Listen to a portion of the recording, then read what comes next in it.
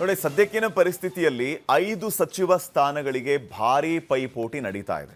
ಒಂದೇ ಸಮುದಾಯದ ಒಂದೇ ಜಿಲ್ಲೆಯ ನಾಯಕರ ಮಧ್ಯೆ ಪೈಪೋಟಿ ಇರೋದು. ಒಂದೊಂದು ಹೆಸರಲ್ಲೂ ಒಂದೊಂದು ರೀತಿಯ ಕಾಂಪಿಟೇಷನ್ ಇದೆ.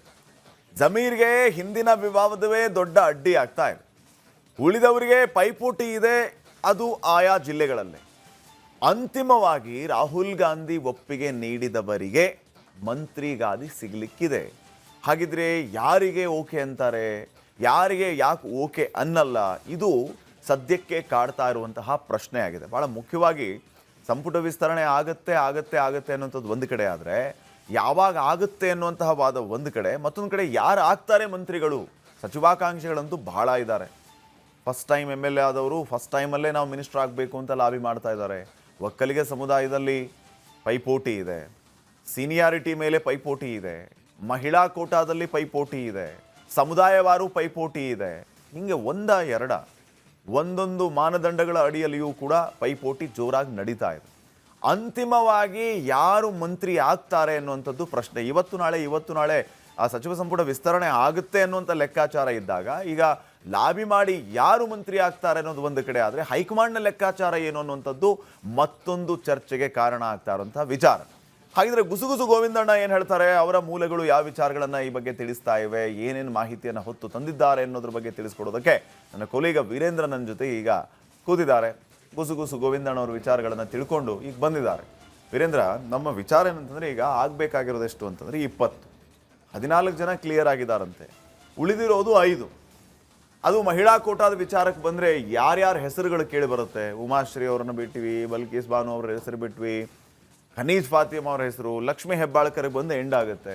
ಹೀಗೆ ನಾನಾ ಹೆಸರುಗಳಂತೂ ಜೋರಾಗಿ ಕೇಳಿ ಬರ್ತಾ ಇರೋ ಬೆನ್ನಲ್ಲೇ ಈಗ ನಮಗೆ ಬೇಕಾಗಿದ್ದದ್ದು ಏನು ಹೇಳಿ, ಇವತ್ತು ನಾಳೆ ಅನ್ನುವಂತಹ ಲೆಕ್ಕಾಚಾರ ಇದ್ದಾಗ ಕಡೆ ಸಮಯದಲ್ಲಿ ಇನ್ನೂ ಕೂಡ ನಾವು ಕನ್ಫ್ಯೂಷನಲ್ಲೇ ಇದ್ದೀವಿ.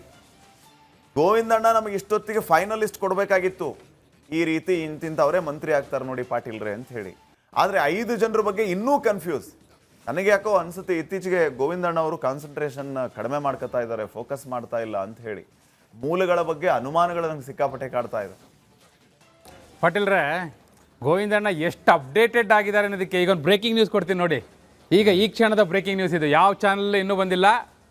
ಈಗ ಬರ್ದಿಟ್ಕೊಳ್ಳಿ, 4:30ಕ್ಕೆ ಸರಿಯಾಗಿ ಇವತ್ತು ಸಂಜೆ ಸಭೆ ಆಗಬೇಕಿತ್ತು ಇದೇ ಸಂಪುಟ ವಿಸ್ತರಣೆ ಬಗ್ಗೆ. ಈಗ ನಾವೇನು ಡಿಸ್ಕಸ್ ಮಾಡ್ತಿದ್ದೀವಲ್ಲ, ಇದೇ 5 ಹೆಸರು ಬಗ್ಗೆ ಡಿಸ್ಕಷನ್ ಆಗಬೇಕಿತ್ತು ರಾಹುಲ್ ಗಾಂಧಿ ನೇತೃತ್ವದಲ್ಲಿ. ಹೌದಾ? ಪೋಸ್ಟ್ ಪೋನ್ ಆಗಿದೆ. ತಗೊಳ್ಳಿ, ಇದು ಗೋವಿಂದಣ್ಣರ ಈಗ ಜಸ್ಟ್ ವಾಟ್ಸಪ್ಪಲ್ಲಿ ಮೆಸೇಜ್ ಕಳಿಸಿದ್ದಾರೆ, ಮೀಟಿಂಗ್ ಪೋಸ್ಟ್ ಪೋನ್ ಆಗಿದೆ ಅಂತೇಳಿ. ಇದಕ್ಕಿಂತ ಇನ್ನೇನು ಅಪ್ಡೇಟ್ ಆಗ್ಬೇಕು ಹೇಳಿ. ನೋಡಿ, ಈಗ 4:15ಗೆ ಹೋಗ್ಬೇಕಿತ್ತು, ಎಲ್ಲದರಲ್ಲೂ ಕೆಳಗಡೆ ಬ್ರೇಕಿಂಗ್ ನ್ಯೂಸ್ ಹೋಗ್ಬೇಕಿತ್ತು. ಸಭೆ ಶುರು ಆಯಿತು, ರಾಹುಲ್ ಗಾಂಧಿ ನೇತೃತ್ವದಲ್ಲಿ ಸಭೆ, ಸಂಪುಟ ವಿಸ್ತರಣೆ ಬಗ್ಗೆ ಅಂತಿಮ ಮುದ್ರೆ ಹೋಗ್ತಾ ಇದೆಯಾ? ಎಲ್ಲಾದರೂ ಹೋಗ್ತಾ ಇದೆಯಾ ಪಾಟೀಲ್ರೇ? ಎಲ್ಲೂ ಇಲ್ಲ. ಇದು ಒಳನೋಟದಲ್ಲಿ ಗುಸುಗುಸು ಗೋವಿಂದಣ್ಣವರೇ ಈ ಕ್ಷಣಕ್ಕೆ ಕಳಿಸಿರುವಂಥ ಮಾಹಿತಿ, ಪೋಸ್ಟ್ ಪೋನ್ ಆಗಿದೆ ಸಭೆ ಅಂತ. ಹಂಗೆ ಹೆಸರು ಹೇಳ್ಬಿಡಿ ಯಾರ್ಯಾರು ಫೈನಲ್ ಆಗಿದ್ದಾರೆ ಅಂತ. ಅದನ್ನೇ ಈಗ ಅದು ಗೋವಿಂದಣ್ಣರು ಆಲ್ರೆಡಿ ಲಿಸ್ಟ್ ಕಳಿಸಿಬಿಟ್ಟಿದ್ದಾರೆ. ಅದು ಕೂಡ ಆ ಲಿಸ್ಟನ್ನು ಕೊಟ್ಟ ಮೇಲೆ ಅವ್ರು ಈ ಬ್ರೇಕಿಂಗ್ ನ್ಯೂಸ್ ಕೊಟ್ಟಿದ್ದು. ಫಸ್ಟು ಆ ಲಿಸ್ಟ್ ಬಂತು ವಾಟ್ಸಪ್ಪಲ್ಲಿ, ಮತ್ತೆ ಸ್ಕ್ರಾಲ್ ಮಾಡ್ತಾ ಹೋದೆ. ಯಾಕಂದರೆ ಹೆಸರು ಸ್ವಲ್ಪ 20 ಸ್ಥಾನಗಳು ನೋಡಿ, ಅದರಲ್ಲಿ 18 ಭರ್ತಿ ಮಾಡೋದು ನೋಡಿ. ಎಲ್ಲ ಸ್ಕ್ರಾಲ್ ಮಾಡಿದೆ. ಸ್ಕ್ರಾಲ್ ಮಾಡಿ ಕೆಳಗೆ ಬಂದಾಗ ಕೆಳಗಡೆ ಒಂದು ಲೈನು, ಮೀಟಿಂಗ್ ಪೋಸ್ಟ್ ಪೋನ್ ಅಂತೇಳಿ. ನಾನು ಅದಕ್ಕೆ ಫಸ್ಟ್ ಆ ಬ್ರೇಕಿಂಗ್ ನ್ಯೂಸ್ ಕೊಟ್ಬಿಟ್ಟೆ ನಿಮಗೆ. ಆಮೇಲೆ ಆ ಲಿಸ್ಟಿಗೆ ಬರ್ತೀನಿ. ಆ ಲಿಸ್ಟ್ ಅಲ್ಲೇ ಮೇಲ್ಗಡೆ ಇದೆ, ಹೇಳ್ದೆ ಇರೋಕ್ಕಾಗತ್ತಾ ಪಾಟೀಲ್ರೇ? ಅದಕ್ಕೆ ಬರ್ತೀನಿ. ಆದರೆ ನಾವೀಗ ಕೊಟ್ಟಿರೋ ಸುದ್ದಿ ಯಾವುದಪ್ಪ ಅಂದರೆ, ಈಗ ನಿನ್ನೆ ಸಂಜೆ KC ವೇಣುಗೋಪಾಲ್ ಅವ್ರ ಮನೇಲಿ ಸಭೆ ಆದಾಗ 5 ಹೆಸರುಗಳು ಭಾಳ ಅಡ್ಡಿ ಆಯಿತು, ಅದು ಕ್ಲಿಯರೇ ಆಗಲಿಲ್ಲ 5 ಹೆಸರು ಅಂತ. ಭಾಳ ದೊಡ್ಡ ಸುದ್ದಿ. ಇವತ್ತು ನೀವು ನೋಡಿರ್ತೀರಿ. ಯಾಕಾಯಿತು ಅಂತಲೇ ಯಾರೂ ಹೇಳಿಲ್ಲ, ಅದನ್ನು ಹೇಳ್ತಾ ಇದ್ದೀವಿ. ಯಾರ್ಯಾರ ಹೆಸರು ಯಾಕೆ ಅದು ಹರ್ಡಲ್ ಆಗಿದೆ, ಯಾಕೆ, ಯಾವ ಕಾರಣಕ್ಕಾಗಿ ಅನ್ನೋದನ್ನು ನಾವು ಹೇಳಿದ್ವಿ. ಏನು ನೋಡಿ, ಅದರಲ್ಲಿ ಜಮೀರ್ ಅಹಮದ್ ಖಾನ್ ಅವ್ರ ಹೆಸರಿದೆ. ಜಮೀರ್ ಅಹಮದ್ ಖಾನ್ ಅವ್ರು ನಿನ್ನೆ ಚಿಚ್ಚಾಡ್ಕೊಟ್ಟಿದ್ರು ನಮ್ಮ ರಿಪಬ್ಲಿಕ್ ಕನ್ನಡಕ್ಕೆ. ಅದರಲ್ಲಿ ಏನಂತ ಹೇಳಿದರು, ನಾನು ಯಾವತ್ತೂ ಲಾಬಿ ಮಾಡೋಕ್ಕೆ ದಿಲ್ಲಿಗೆ ಹೋಗೇ ಇಲ್ಲ, ಮಂತ್ರಿ ಸ್ಥಾನ ಕೊಡಿ ಅಂತ ಯಾವತ್ತೂ ಕೇಳೇ ಇಲ್ಲ, ಹೋಗ್ಬಿಟ್ಟು ಲಾಬಿ ಮಾಡೋದಕ್ಕೆ ದಿಲ್ಲಿಗೆ ಹೋಗಿದ್ದು ಇತಿಹಾಸವೇ ಇಲ್ಲ ಅಂದಿದ್ರು. ಇವಾಗ ಎಲ್ಲಿದ್ದಾರೆ ನೋಡಿ, ಒಂದು ಫೋನ್ ಮಾಡಿ ನೋಡಿ ನೀವು ಎಲ್ಲಿದ್ದಾರೆ ಅಂತೇಳಿ. ದಿಲ್ಲಿಯಲ್ಲೇ ಇದ್ದಾರೆ. ನಿನ್ನೆ ಹೇಳಿ ಇನ್ನು 24 ಗಂಟೆ ಕಳೆದಿಲ್ಲ, ಬೆಳಗ್ಗೆನೇ ದಿಲ್ಲಿಗೆ ಹೋಗಾಯ್ತು ಅವರು, ಅದೇ ಮಂತ್ರಿ ಸ್ಥಾನಕ್ಕೋಸ್ಕರ ಪಾಟೀಲ್ರೇ. ಅಂದರೆ ಅಲ್ಲಿ ನಿನ್ನೆ ಭಾಳ ಸುದೀರ್ಘವಾದಂಥ ಸವಿಸ್ತಾರವಾದಂತಹ ಹೇಳಿಕೆಯಲ್ಲಿ ಗುರು ಅಂದರೆ ಯಾರು, ನಾಯಕ ಅಂದರೆ ಯಾರು, ಅವರ ಗುರು ಯಾರು, ದೇವೇಗೌಡರು ನನ್ನ ರಾಜಕೀಯ ಗುರು, ಸಿದ್ದರಾಮಯ್ಯನವರು ನನ್ನ ರಾಜಕೀಯ ನಾಯಕರು ಅಂತೆಲ್ಲ ಹೇಳಿದರು ಅವರು. ಅದಕ್ಕೂ ಮತ್ತು ಇವತ್ತು ದಿಲ್ಲಿಗೆ ಹೋಗಿರೋದಕ್ಕೂ ಕನೆಕ್ಷನ್ ಇದೆ. ಅಷ್ಟಿಲ್ಲದೆ ಹೇಳಿದಾರ ಹಿರಿಯರು ಹಾ ಹೇಳುವುದು ಒಂದು, ಮಾಡುವುದು ಮತ್ತೊಂದು. ನಂಬೋದು ಹೇಗೋ ಕಾಣೆ. ಹೇಳಿ ಮುಂದುವರಿಸಿ. ನಂಬುವುದು ಹೇಗೋ ಕಾಣೆ ಅದಾದ್ಮೇಲೆ ವೆರಿ ಇಂಪಾರ್ಟೆಂಟ್ ಲೈನ್ ಬಿಡ್ತಾ ಇದ್ದೀರಿ. ಹಾ. ಆ ಇಂಪಾರ್ಟೆಂಟ್ ಲೈನ್ ಹೇಳಿ ಪಾಟೀಲ್ರೆ. ಅದೇ ಆ ಜಮೀರ್ ಅವ್ರನ್ನ ಕೇಳ್ಬೇಕು ನಾವೀಗ. ಅಲ್ಲ, ನಂಬುವುದು ಹೇಗೋ ಕಾಣೆ ಆದ್ಮೇಲೆ ಬುದ್ಧಿ ಇಲ್ಲೋ. ಪದ್ಮಾವತಿ ಪತಿ ತಿರುಪತಿ ಶ್ರೀ ವೆಂಕಟ ಚಲಪತಿ ಗೋವಿಂದ. ಯಾರು? ಗೋವಿಂದಣ್ಣ. ಅವ್ರಿಗೆ ಗೊತ್ತು, ನೀವು ಜಮೀರ್ ಅವ್ರಿಗೆ ಕೇಳಕ್ಕಾಗಲ್ಲ, ನಮ್ ಗೋವಿಂದಣ್ಣ ಕೇಳಿದ್ರೆ ಗೊತ್ತಾಗುತ್ತೆ. ಓ, ಹಂಗಾಗಿ ಮತ್ತೆ ಗೋವಿಂದಣ್ಣವ್ರಿಗೆ ಬಂದು ಮುಟ್ತಿದ್ರು. ಅದಕ್ಕೆ ಅಲ್ಲಿಗೆ ಬಂದು ನೋಡಿ ಅದ್ ಕಡೆಗೆ. ಸೊ ಗೋವಿಂದಣ್ಣವ್ರು ಹೇಳಿರೋದೇನಂದ್ರೆ, ಜಮೀರ್ ಅಹಮದ್ ಖಾನ್ ಅವರಿಗೆ ಯಾರು ಲಾಬಿ ಮಾಡ್ತಿದಾರೆ ಅವ್ರ ಪರವಾಗಿ ಅಂದ್ರೆ ರಾಜ್ಯದ ಯಾವ ನಾಯಕರು ಅಲ್ಲ, KC ವೇಣುಗೋಪಾಲ್ ಒಬ್ಬರೇ ಅಂತ ಇಲ್ಲ ಜಮೀರ್ ಆಗ್ಬೇಕು ಅಂತ ಹೇಳ್ತಿರೋದು. ಯಾಕೆ ವೇಣುಗೋಪಾಲ್ ಅವ್ರು ಯಾಕೆ ಹೇಳ್ತಾರೆ? ಇಲ್ಲಿ ದಾವಣಗೆರೆ ಬೈ ಎಲೆಕ್ಷನ್ ಆಯ್ತಲ್ಲ ಪಾಟೀಲ್ರೆ, ಆ ಟೈಮಲ್ಲಿ ಜಮೀರ್ ಅವ್ರು ಎಲ್ಲಿದ್ರು? ಕೇರಳ ಎಲೆಕ್ಷನ್ ಅಲ್ಲಿ ಇದ್ರು. Star campaigner. ಸ್ಟಾರ್ ಕ್ಯಾಂಪೇನರ್ ಆಗಿದ್ರು. ಸೊ ಅವ್ರ ಹತ್ರ ಅವರು ಎಲ್ಲವನ್ನೂ ಹೇಳ್ಕೊಂಡಿದ್ದು ಯಾರ ಹತ್ರ ಅಂದ್ರೆ KC ವೇಣುಗೋಪಾಲ್ ಅವ್ರ ಹತ್ರ. ಯಾಕಂದ್ರೆ ಓಪನ್ ಆಗಿ ಸಿದ್ದರಾಮಯ್ಯನವರೇ ನನ್ನ ವಿರುದ್ಧ ಕೆಲಸ ಮಾಡಿದ್ದವನು ಅಂತ ಹೇಳಿ ಎಲ್ಲ ಸ್ಟೇಟ್ಮೆಂಟ್ ಎಲ್ಲ ಬಂತು, ನೀವು ನೋಡಿದಿರಿ.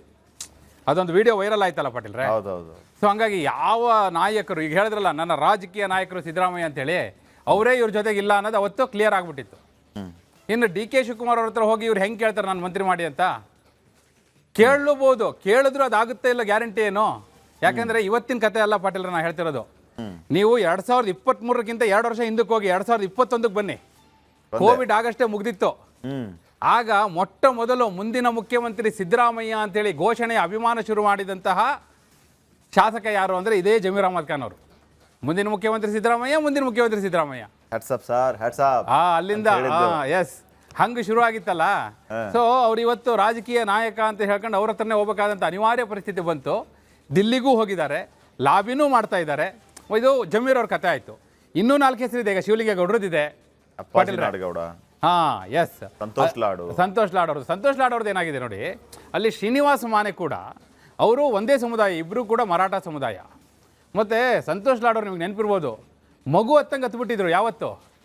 ಸಿದ್ದರಾಮಯ್ಯನವ್ರು ರಾಜೀನಾಮೆ ಕೊಡೋ ದಿನ, ಅವ್ರು ಮುಖ್ಯಮಂತ್ರಿ ಸ್ಥಾನವನ್ನು ತ್ಯಾಗ ಮಾಡೋ ದಿನ ಕಾರಲ್ಲಿ ಕೂತ್ಕೊಂಡು ಕಣ್ಣು ಒರೆಸ್ಕೊಂಡು ಮಗು ಹತ್ತಂಗೆ ಹತ್ಬಿಟ್ಟಿದ್ರು.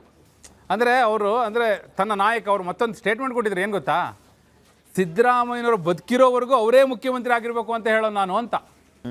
ಅಲ್ಲಿಗೆ ಅವ್ರು ಯಾರು ಪರವಾಗಿದ್ದೀನಿ ನಾನು ಅನ್ನೋದನ್ನ ಗಟ್ಟಿಯಾಗಿ ಓಪನ್ ಆಗಿ ಹೇಳ್ಕೊಂಡವ್ರು ಯಾರಪ್ಪ ಅಂದರೆ ಸಂತೋಷ್ ಲಾಡ್ ಅವರು. ಹಿಂಗಿರುವಾಗ ಅವ್ರಿಗೆ ಅಲ್ಲೊಂದು ಅಡ್ಡಿ ಬಂದಿದೆ. ಈಗ ಏನು ಅಡ್ಡಿ? ಶ್ರೀನಿವಾಸ್ ಮಾನೆಯವ್ರ ಹೆಸರು ಬಂದಿದೆ ಅಲ್ಲಿ. ಶ್ರೀನಿವಾಸ್ ಮಾನೆಯವರು ಹೊಸ ಫೇಸು, ಅವರಿಗೊಂದು ಅವಕಾಶ ಕೊಡಬೇಕು. ಹಿಂದೆ ಮಂತ್ರಿ ಆದವ್ರಿಗೆ ಬೇಡ. ಹಿಂದೆ 2013ರಲ್ಲೂ ಸಿದ್ದರಾಮಯ್ಯವ್ರು ಮುಖ್ಯಮಂತ್ರಿ ಆದಾಗ ಸಂತೋಷ್ ಲಾಡ್ ಮಂತ್ರಿ ಆಗಿದ್ದರು. ಸೊ ಈಗಲೂ ಆಗಿದ್ದಾರೆ, ಸಾಕು 3 ವರ್ಷ ಅನ್ನೋದು ಬಂತು ಅಡ್ಡಿ. ಅದಕ್ಕೆ ಸಂತೋಷ್ ಲಾಡ್ ಅವರು ಕೂಡ ದಿಲ್ಲಿಗೆ ಹೋಗಿ ಬಂದರು, DK ಶಿವಕುಮಾರ್ ಅವ್ರ ಜೊತೆ ಕಾರಲ್ಲಿ ಹೋದ್ರು, ಅವ್ರು ಏನೇನೋ ಲಾಬಿ ಮಾಡಿದ್ರು. ಬಟ್ ಸ್ಟಿಲ್ ಅವ್ರ ಹೆಸರಿಗೂ ಕೂಡ ಹರ್ಡಲ್ಲಿದೆ ಅನ್ನೋದು. ಇನ್ನು ಅನ್ನಪೂರ್ಣ ತುಕಾರಾಮ್ ಅವರು, ಅವರು ST ಸಮುದಾಯವನ್ನು ಪ್ರತಿನಿಧಿಸ್ತಾರೆ. ಅವರ ಪತಿ ತುಕಾರಾಮ್ ಅವರು ಹಿಂದೆ ಸಮ್ಮಿಶ್ರ ಸರ್ಕಾರದಲ್ಲೂ ಮಂತ್ರಿ ಆಗಿದ್ದರು. ಸೊ ಸಿದ್ದರಾಮಯ್ಯವ್ರಿಗೆ ಬಹಳ ಅತ್ಯಾಪ್ತರು. ಆದರೆ ಆರತಿ ಕೃಷ್ಣ ಅವ್ರ ಹೆಸರು ಬಂದಿದೆ ಅಲ್ಲಿ. ಆರತಿ ಕೃಷ್ಣ ಅವ್ರ ಬಗ್ಗೆ ನಾವೇ ಒಂದು ಸ್ಟೋರಿ ಮಾಡಿದ್ವಿ, ನೆನಪಿದೆಯಾ ಪಾಟೀಲ್ರೆ? ನೆನಪಿದೆ. ಸ್ಯಾಮ್ ಪಿತ್ರೋಡ. International lobby. ಆ ಇಂಟರ್ನ್ಯಾಷನಲ್ ಲಾಬಿಯ ನಡುವೆ ಈಗ ಸಿದ್ದರಾಮಯ್ಯನವರು ಅನ್ನಪೂರ್ಣ ತುಕಾರಾಮ್ ಅವರಿಗೆ ಸ್ಥಾನ ಕೊಡಿಸ್ತಾರಾ? ಈ ಪ್ರಶ್ನೆ ಕೂಡ ಅಲ್ಲಿ ಅಡ್ಡಿ ಆಗಿರೋದಕ್ಕೆ ಮತ್ತೊಂದು ಕಾರಣ. ಒಂದ್ ಕಡೆ ಹೈಕಮಾಂಡ್ ಲಾಬಿ ಇದೆ, ಸಂಘಟನಾತ್ಮಕ ಒಡನಾಟ ಅಂತ ಏನೋ ಹೇಳಿದ್ವಲ್ಲ ನಾವು. ನೀವೇ ಹೇಳಿದ್ರಿ ಪಾಟೀಲ್ರೆ, ನೀವೇ ಹೇಳಿದ್ರಿ ಅದನ್ನ. ನಾನು ಅದಕ್ಕೆ ಎಕ್ಸ್ಪ್ಲನೇಷನ್ ಕೊಟ್ಟಿದ್ದೆ. ಸೊ ಅವೆಲ್ಲವೂ ಕೂಡ ಈಗ ಅಲ್ಲಿ ಹರ್ಡಲ್ ಆಗಿ ಯಾರಿಗೆ?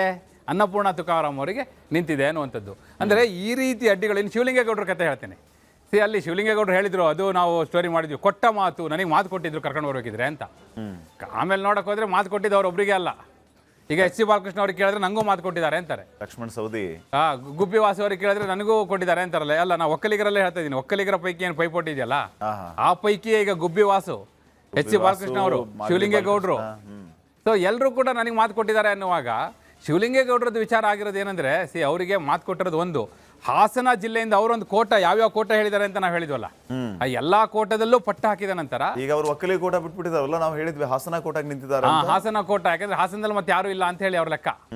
ಸೊ ಹೀಗಾಗಿ ಈಗ ಸಿದ್ದರಾಮಯ್ಯನವರು ಶಿವಲಿಂಗೇಗೌಡರ ಪರವಾಗಿ ಅಲ್ಲಿ ಪ್ರಯತ್ನ ಮಾಡಿದ್ರು ಕೂಡ, ಈ ಕಡೆ ಒಂದು SC ಬಾಲಕೃಷ್ಣ ಆಗಲಿ ಇಲ್ಲ ಶರತ್ ಬಚ್ಚೇಗೌಡರಾಗಲಿ ಈ ರೀತಿಯ ಪ್ರತಿಪಟ್ಟು ಬಂದಿರೋದ್ರಿಂದ ಅದು ಕೂಡ ಅಲ್ಲಿ ಡಿಲೇ ಆಗಿದೆ ಅನ್ನುವಂಥದ್ದು. ಅಂದ್ರೆ ಏನಾಗ್ತಾ ಇದೆ, ಈ ಪ್ರಮುಖ ಹೆಸರುಗಳಿಗೆಲ್ಲ ಅಪ್ಪಾಜಿ ನಾಡಗೌಡರಿಗೆ ಯಶವಂತರಾಯಗೌಡ ಪಾಟೀಲ್ ಅದು ಒಂದೇ ಜಿಲ್ಲೆ ಮತ್ತು ಒಂದೇ ಸಮುದಾಯ ಪಾಟೀಲ್ರೆ. ಇಬ್ರು ಕೂಡ ಹಳೆ ಬಿಜಾಪುರ, ಈಗ ವಿಜಯಪುರ ಆಗಿದೆಯಲ್ಲ, ಅದೇ ವಿಜಯಪುರ ಜಿಲ್ಲೆಯವರು. ಅಪ್ಪಾಜಿ ನಾಡಗೌಡರು ಸೀನಿಯರ್ರೆ, ಯಶವಂತರಾಯಗೌಡ ಪಾಟೀಲ್ರು ಸೀನಿಯರ್ರೇ, ಇಬ್ಬರೂ ಮಂತ್ರಿ ಆಗಿಲ್ಲ. ಬಟ್ ಇಬ್ರು ಕೂಡ ಬೇರೆ ಬೇರೆ ಧ್ರುವದಲ್ಲಿ ನಿಂತಿದ್ದಾರೆ. ಈಗ ಜಮೀರ್ ಅಹಮದ್ ಮತ್ತೆ ಇವರು ಯಾರು ಸಂತೋಷ್ ಲಾಡ್, ಇವರು ಜಮೀರ್ ಅಹಮದ್ ಮತ್ತೆ ಮಹಿಳಾ ಕೋಟೆ ಇಬ್ಬರನ್ನ ಬಿಟ್ಟರೆ ಉಳಿದಿದ್ದೆಲ್ಲ ಸಮುದಾಯದ ಫೈಟೇ. ಇಲ್ಲ, ಜಿಲ್ಲಾ ಫೈಟು ಬಂತಲ್ಲ, ಇದೊಂದು ಅಪ್ಪಾಜಿ ರಾವ್ ನಾಡಗೌಡ್ರದ್ದು, ಅಲ್ಲಿ ಜಿಲ್ಲೆನೂ ಬಂತು. ಅಲ್ಲಿ ಬಿಜಾಪುರ ಜಿಲ್ಲೆ ಅನ್ನೋದು ಬಂತಲ್ಲಿ, ಅದ್ರ ಜೊತೆಗೆ ಅದು ಸೇರ್ಕೋತು ಅಂತ. ಬಟ್ ಮೇಜರ್ ಆಗಿರುವಂಥದ್ದು ಏನು ಗೊತ್ತಾ ಪಾಟೀಲ್ರೆ, ಈಗ ಎಲ್ಲ ಲಿಸ್ಟ್ ಫೈನಲ್ ಆಯಿತು, ಇನ್ನೇನು ಇವತ್ತು ರಾಹುಲ್ ಗಾಂಧಿ ಅವರು ಕೂತ್ಕೊಂಡು ಅಧಿಕೃತ ಮುದ್ರೆ ಒತ್ತಾರೆ ಅನ್ನುವಾಗ ಏನಾಯಿತು ಅಂದರೆ ಈ 5 ಹೆಸರುಗಳಿಗೆ ಒಪ್ಪಿಗೆ ಕೊಡಬೇಕಾಗಿದ್ದು. ನಾವು ಅಂದ್ಕೊಂಡಿದ್ವಿ ಈಗ ನಾವು ಈ ಸಭೆ, ಈಗ ನಾವೇನು ಈ ಚರ್ಚೆ ಮಾಡ್ತಾ ಇದ್ವಲ್ಲ, ಇದೇ ಟೈಮಲ್ಲಿ ಸಭೆ ಆಗುತ್ತೆ ಅಂತೇಳಿ, ಆ ಸಭೆಯೂ ಮುಂದೂಡಿಕೆ ಆಗಿದೆ ಅನ್ನೋದು ಕೂಡ ಈಗ ಮಾಹಿತಿ ಬಂದಿದೆ ನಮ್ಮ ಗೋವಿಂದಣ್ಣರಿಂದ. ನೀವು ಲಿಸ್ಟ್ ಕೇಳಿದ್ರಲ್ಲ ಪಾಟೀಲ್, ಈಗ ನೀವು ಪೋಸ್ಟ್ಪೋನ್ ಮಾಡಿದ್ದಾರೆ ಅನ್ನುವಂತ ಅಪ್ಡೇಟ್ ಹೇಳಿದ್ರಲ್ಲ ಗೋವಿಂದಣ್ಣ, ನೋಡಿ ಎಲ್ಲೂ ಇಲ್ಲ ಲೇಟೆಸ್ಟ್ ಅಪ್ಡೇಟ್ ಅಂತ ಹೇಳಿ. ನೀವು ಲೇಟೆಸ್ಟ್ ಅಪ್ಡೇಟ್ ಕೊಡಬೇಕಾಗಿರೋದು ಏನಂತಂದ್ರೆ ನೆಕ್ಸ್ಟ್ ಸಭೆ ಯಾವಾಗ ಆಗುತ್ತೆ, ಎಲ್ಲಾಗುತ್ತೆ ಅಂತ. ಎಸ್, ಅದು ಬರ್ತೀಗ ಹೇಳಿ. ಅದು ಕೂಡ ಅದು ಆ ಮಾಹಿತಿನೂ ಅದ್ರ ಜೊತೆನೆ ಕಳಿಸಿದ್ದಾರೆ. ಆದ್ರೆ ನೀವು ಮೊದಲನೇ ಪ್ರಶ್ನೆ ಮರ್ತೇ ಬಿಟ್ರಲ್ಲ, ಈಗ 3ನೇ ಪ್ರಶ್ನೆ ಕೇಳೋದ್ರಲ್ಲಿ ಲಿಸ್ಟ್ ಕೇಳಿದ್ರಲ್ಲ ಪಾಟೀಲ್ರೆ, ಲಿಸ್ಟ್ ಮರ್ತೇ ಬಿಟ್ರಲ್ಲ ನೀವು. ಮಂತ್ರಿ ಲಿಸ್ಟ್ ಕೊಡಿ ಅಂತ ಕೇಳಿದ್ರಿ, ನಾ ಎಲ್ಲ ಅದು ಕೇಳ್ತೀರಿ ಅಂತ ಅನ್ಕೊಂಡೆ, ನೀವು ಇನ್ನೂ ಮುಂದಕ್ಕೆ ಹೋಗ್ಬಿಟ್ರಿ. ಇರ್ಲಿ, ಅದಕ್ಕೆ ಮತ್ತೆ ಬರೋಣ ಲಿಸ್ಟಿಗೆ. ಈಗ ನೀವು ಮುಂದಿನ ಪ್ರಶ್ನೆಗೆ ಹೋಗೋಣ. ಈಗ ಆ ಮಾಹಿತಿಯನ್ನು ಅದರಲ್ಲೇ ಕೊಟ್ಟಿದ್ದಾರೆ. ಈಗ ನಾವು ಹೇಳಿದ್ವಿ, ನೆನ್ನೆನೂ ಹೇಳಿದ್ವಿ, ಏನಂತ, ಲೋಕಸಭೆ ಅಧಿವೇಶನ ನಡೀತಾ ಇದೆ. ರಾಹುಲ್ ಗಾಂಧಿಯವರು ಲೋಕಸಭೆಯಲ್ಲಿ ವಿರೋಧ ಪಕ್ಷದ ನಾಯಕ, ಮಲ್ಲಿಕಾರ್ಜುನ್ ಖರ್ಗೆ ಅವರು ರಾಜ್ಯಸಭೆಯಲ್ಲಿ ವಿರೋಧ ಪಕ್ಷದ ನಾಯಕ. ಇವತ್ತು ಬೇರೆ ರಾಹುಲ್ ಗಾಂಧಿಯವರೇ ಅಲ್ಲಿ ಮುಂದೆ ನಿಂತು ಭಾಷಣ ಮಾಡಿದ್ದಾರೆ, ಸ್ಪೀಚ್ ಕೊಟ್ಟಿದ್ದಾರೆ. ಈ ಕಡೆ ಖರ್ಗೆ ಅವರು ಮಾತಾಡಿದ್ದಾರೆ. ಇಬ್ಬರು ಈಗ ಸಭೆ ಆಗಬೇಕಾಗಿದ್ದು ಖರ್ಗೆ ಅವ್ರ ಮನೆಯಲ್ಲಿ, ಬರಬೇಕಾಗಿದ್ದು ರಾಹುಲ್ ಗಾಂಧಿ ಅವರು. ಒಬ್ಬರು ರಾಜ್ಯಸಭೆಯಲ್ಲಿ ಇದ್ದಾರೆ, ಇನ್ನೊಬ್ರು ಲೋಕಸಭೆಯಲ್ಲಿ ಇದ್ದಾರೆ. ಇದು ಹೆಂಗಾಗ್ಲಿಕ್ಕೆ ಸಾಧ್ಯ ಅನ್ನೋದೇ ಚರ್ಚೆ ಇದ್ದಿದ್ದು. ಮತ್ತೆ ಇಲ್ಲಿ ಲೋಕಭವನಕ್ಕೆ ಒಂದು ಔಪಚಾರಿಕ ಆಮಂತ್ರಣ ಅಥವಾ ಒಂದು ಮಾಹಿತಿ ಆಲ್ರೆಡಿ ಪಾಸ್ ಆಗಿದೆ ಅನ್ನೋದ್ರ ಬಗ್ಗೆ ನಾವು ಮಾತಾಡಿದ್ವಿ. ಆಮೇಲೆ ಟೆಂಟ್ ವಿಚಾರದ ಬಗ್ಗೆ ಮಾತಾಡಿದ್ವಿ, ಹಾಕದ ತೆಗೆಯೋದು. ಅದೇ ಟೆಂಟ್ ಎಲ್ಲ ಆಯ್ತಲ್ಲ, ಟೆಂಟ್ ಕತೆ ಮುಗ್ದು ಅವರಿಲ್ಲ ನೀವು ಅಧಿಕೃತವಾಗಿ ಕಳಿಸಿದ ಮೇಲೆ ನಾವು ಟೆಂಟ್ ಹಾಕೋದು ಅಂತಾನು ಹೇಳಿದ್ರಲ್ಲ. ಸೊ ಇನ್ನೂ ಅಧಿಕೃತ ಮಾಹಿತಿ ಕಳಿಸ್ಬೇಕಿದ್ರೆ ಇದೇ ಸಭೆ ಆಗ್ಬೇಕಿತ್ತಲ್ಲ. ಈಗ ನಾವು ಮಾತಾಡ್ತಾ ಇದೀವಲ್ಲ, ಈ ಸಭೆ ಆದ್ಮೇಲೆ ಫೋನ್ ಹೋಗ್ಬೇಕಾಗಿದ್ದಲ್ವಾ. ಆ ಸಭೆನೇ ಪೋಸ್ಟ್ಪೋನ್ ಆಯ್ತಲ್ಲ ಪಾಟೀಲ್ರೆ. ಹಿಂಗಿರುವಾಗ ಇನ್ನೆಲ್ಲಿ ಫೋನ್ ಮಾಡ್ತಾರೆ ಅವರಿಗೆ? ಏನು ಸದ್ಯಕ್ಕೆ ಸಂಪುಟ ವಿಸ್ತರಣೆ ಇಲ್ಲ ಅಂತ ಹೇಳ್ತಾ ಇಲ್ಲ, ಹಂಗೆ ಹೇಳಲಿಕ್ಕೆ ಸಾಧ್ಯವೇ ಇಲ್ಲ. ಅಲ್ಲಿ ರಾಹುಲ್ ಗಾಂಧಿ ಅವರು, ಇಲ್ಲಿ ಖರ್ಗೆ ಅವರು ಫ್ರೀ ಆಗಿ ಬಂದ್ರು ಅಂದ್ರೆ ಕೂತ್ಕೋತಾರೆ, ಇದು 5 ಹೆಸರು ಡಿಸ್ಕಸ್ ಮಾಡ್ತಾರೆ, ಲಿಸ್ಟ್ ಫೈನಲ್ ಮಾಡ್ತಾರೆ, ಫೋನ್ ಮಾಡ್ತಾರೆ, ಯಾವಾಗ ಬೇಕಾದ್ರೂ ಆಗ್ಬೋದು. ಅವ್ರಿಗೆ ಹೌಸ್ ಮುಗಿಯೋವರೆಗೂ ಫ್ರೀ ಆಗಲ್ಲಪ್ಪ. ಹೌಸ್ ಮುಗಿಯೋವರೆಗೂ. ಹೌಸ್ ಈಗ ರಾತ್ರಿ ಎಲ್ಲ ಆಗುತ್ತಾ? ಅದರಲ್ಲೂ ಕೂಡ ರಾಜಕಾರಣಿಗಳು ರಾತ್ರಿ ರಾಜಕಾರಣ ಜಾಸ್ತಿ ಮಾಡೋದಲ್ಲ ಪಾಟೀಲ್ರೆ. ಈಗ ಲೋಧಿ ಎಸ್ಟೇಟ್ ಮೂಲಗಳು ಹೇಳ್ತಿರೋದು ಏನಪ್ಪಾ ಅಂದ್ರೆ, ಇವತ್ತು ತಡರಾತ್ರಿಯೂ ಸಭೆ ಆಗ್ಬೋದು ಅಥವಾ ನಾಳೆಯೂ ಆಗಬಹುದು ಅಂತೇಳಿ. ಆ ರೀತಿಯ ಮೂಲಗಳ ಮಾಹಿತಿ ನಮ್ಮ ಗೋವಿಂದಣ್ಣರಿಂದ ಬಂದಿದೆ. ಲಿಸ್ಟ್ ಕೇಳಿದ್ರಲ್ಲ ಪಾಟೀಲ್, ಲಿಸ್ಟ್ ಮರ್ತು ಬಿಟ್ರಲ್ಲ, ಬೇಡವಾ ಲಿಸ್ಟ್? ಹೇಳಿ. ಲಿಸ್ಟು ಗೋವಿಂದಣ್ಣರು ಕಳಿಸಿದ್ದಾರೆ.